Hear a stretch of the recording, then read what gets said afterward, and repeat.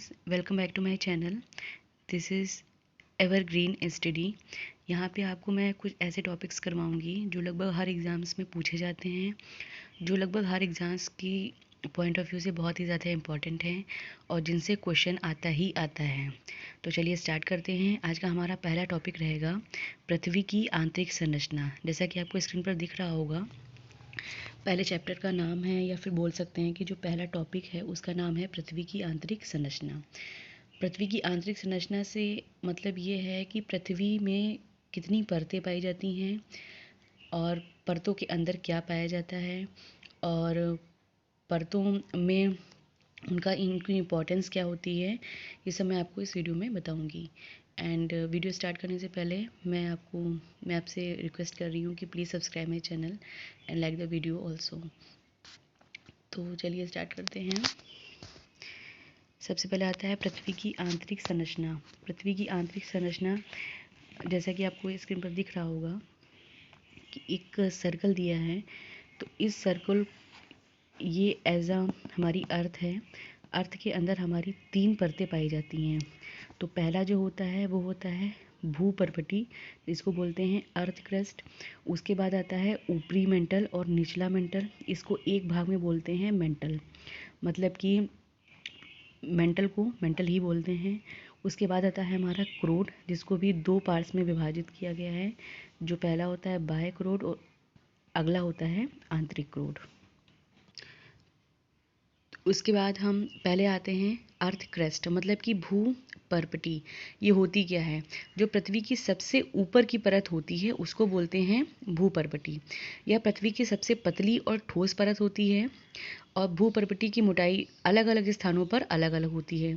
समुद्र की तलहटी का निर्माण करने वाली भूपर्पटी प्रायः 4 से 7 किलोमीटर मोटी होती है, जबकि महाद्वीपों की भूपर्पटी औसत रूप से 35 किलोमीटर तक की मोटी होती है। कुछ पर्वतों के नीचे तो इसकी मोटाई 70 किलोमीटर तक भी है। चट्टानें और मिट्टियाँ इस भूपर्पटी की सबसे ऊपरी परत का निर्माण करती हैं। सिलिका एल्युमिनियम पदार्थों की अधिकता के कारण इस परत का जो नाम है वो सियाल भी इसको कहा जाता है। At the end of the earth crust आपको इसमें ये बताने की कोशिश की गई है कि जो जहाँ पर समुद्र होते हैं या जहाँ पर ओशंस वगैरह होते हैं, वहाँ पे जो समुद्र की जो तलहटी होती है उसकी जो मोटाई होती है वो 4 to 7 किलोमीटर होती है। जबकि महाद्वीपों में जहाँ पर हम लोग रहते हैं, जो कॉन्टिनेंट होते हैं, वहाँ पर जो भूपर्पटी होती है वो 35 किलोमीटर तक होती है। लेकिन जो हमारे पर्वत होते हैं, जो बड़े बड़े पर्वत हैं, वलित पर्वत हैं, भ्रंश पर्वत हैं, उनके नीचे जो भूपर्पटी होती है वो 70 किलोमीटर तक होती है। चाहे आप समुद्र की तलहटी ले लो, चाहे आप महाद्वीपों की ले लो, चाहे आप पर्वतों की ले लो, कोई भी भूपर्पटी हो, वहाँ पर जो उनकी जो पदार्थ होते हैं वहाँ पर सिलिका और एल्युमिनियम ही पाए जाते हैं। तो सिलिका और एल्युमिनियम दोनों के पाए जाने से इस पदार्थ की अधिकता के कारण इस पर्पती को सियाल भी कहते हैं। नेक्स्ट आता है हमारा मेंटल। तो भूपर्पटी के जस्ट नीचे हमारा मेंटल होता है। तो मेंटल की जो गहराई होती है वो आपकी 2900 किलोमीटर्स तक होती है, 2900 किलोमीटर तक होती है। और जो मेंटल होता है वो 2 भागों में विभाजित होता है, ऊपरी मेंटल और निचला मेंटल। तो जो ऊपरी मेंटल होता है वहाँ पर जो चट्टानें होती हैं वो पिघली अवस्था में पाई जाती हैं, और जो आपकी भूपर्पटी है वो मेंटल के द्वारा एक सीमा से अलग कर दी जाती है। तो उसकी खोज किसने की थी? एक हमारे भूवैज्ञानिक थे जिनका नाम आपको दिख रहा होगा, मोहरोविक हैं। तो मोहरोविक ने इसकी खोज की थी, इसीलिए इसे मोहो अशांत कहा भी जाता है। मेंटल के ऊपरी भाग को दुर्बलता मंडल कहा जाता है, जिसका विस्तार लगभग 400 किलोमीटर तक की गहराई तक होता है। ज्वालामुखी विस्फोट के समय जो लावा धरातल पर आता है वह इसी दुर्बलता मंडल से आता है। मेंटल का ऊपरी भाग 700 किलोमीटर तक का होता है, ऊपरी मेंटल तथा शेष भाग को निचला मेंटल कहते हैं। जैसा कि मैंने आपको बताया था कि जो भूपर्पटी होती है वहाँ पर सिलिका और एल्युमिनियम के पदार्थों की अधिकता के कारण उसको सियाल कहा जाता है। लेकिन मेंटल में सिलिका और मैग्नीशियम की अधिकता होने के कारण इस परत को हम क्या बोलते हैं? जैसा कि आपको यहाँ पर दिख रहा होगा, सीमा बोलते हैं, सीमा। उसके बाद आपका आता है क्रोड।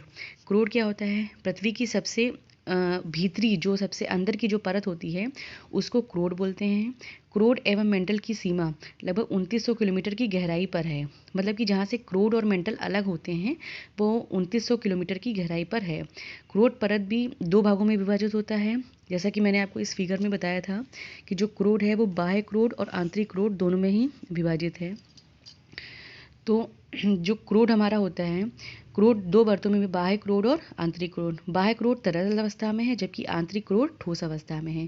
क्रोड भारी पदार्थों मुख्यतः लोहे तथा निकिल से बना होता है। भारी धातुएं जैसा निकिल और लोहा से बनी होने के कारण इस परत को निफे कहते हैं। तो जो क्रोड में है जिन पदार्थों की अधिकता होती है वो है निकिल और लोहा, इसीलिए इसकी आंतरिक परत को हम क्या बोलते हैं, निफे।